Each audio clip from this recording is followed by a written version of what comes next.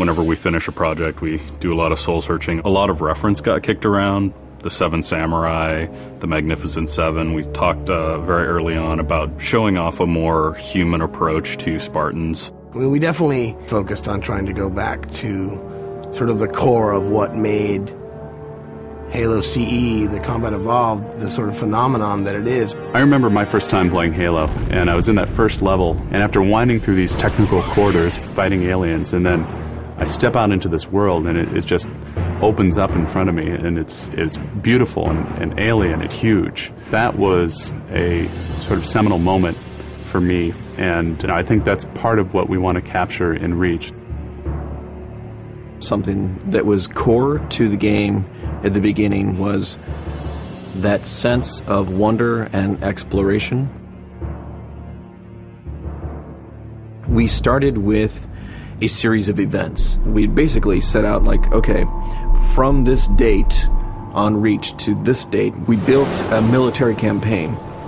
We all had a desire to really flesh out the backstory of what happened prior to Master Chief and Cortana even entering the picture. We knew there were other Spartans, and it just seemed like such a rich area to tell a character-driven story with new characters. We wanted this team to feel like a Delta Force type team that are usually a smaller number. Why are we not seeing explosives residue? This particular team, Noble Team, they've survived by staying together.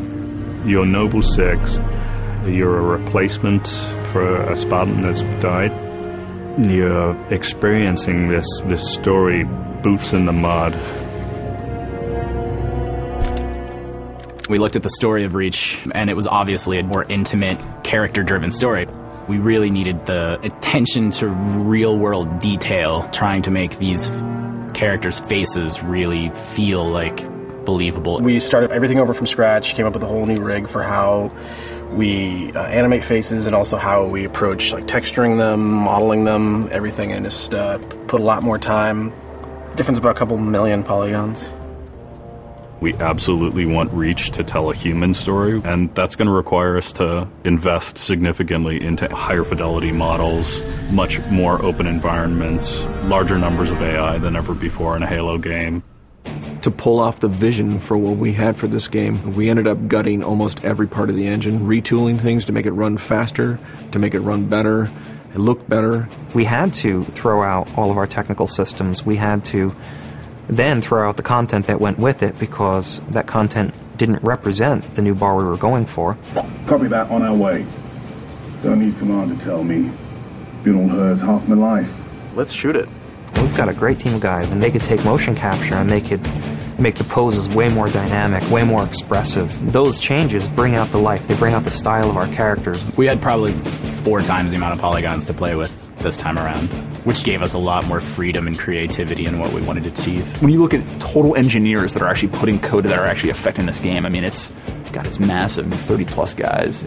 It's crazy. When you shoot a rock face, you'll see sparks, rock chips, dust.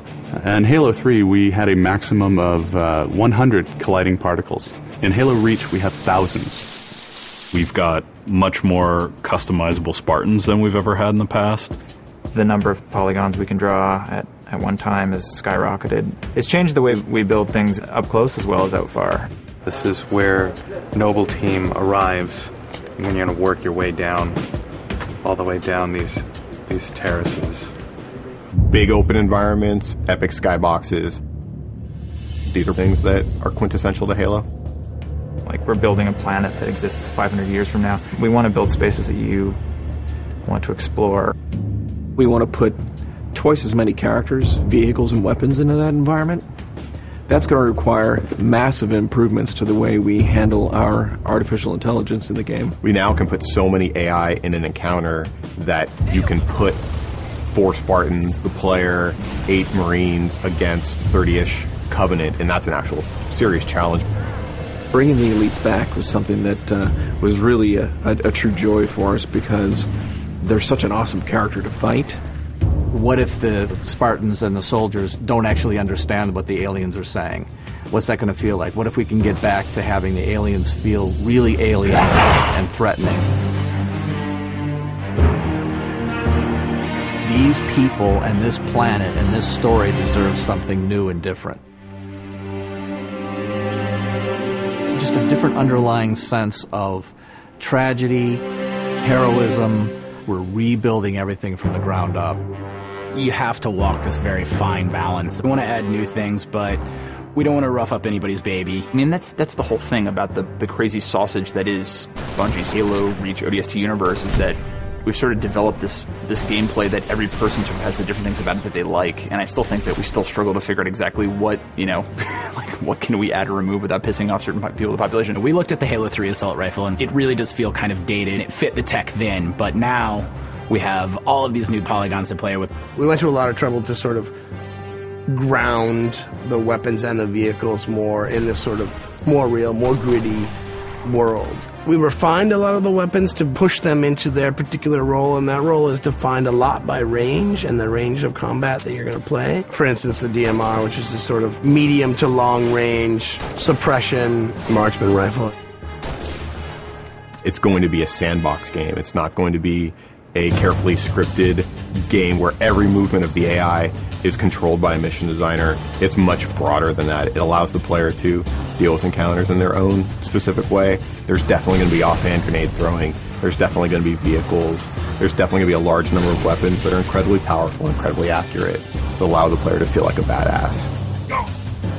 Now, if you melee him in the back of the head, like you really mean it, you're holding down on the button, you will launch into this more elaborate animation sequence. It's going to be a very different campaign experience for people overall. We're doing stuff in the campaign that people absolutely won't expect from a Halo game.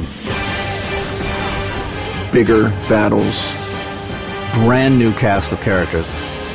An incredibly ambitious game.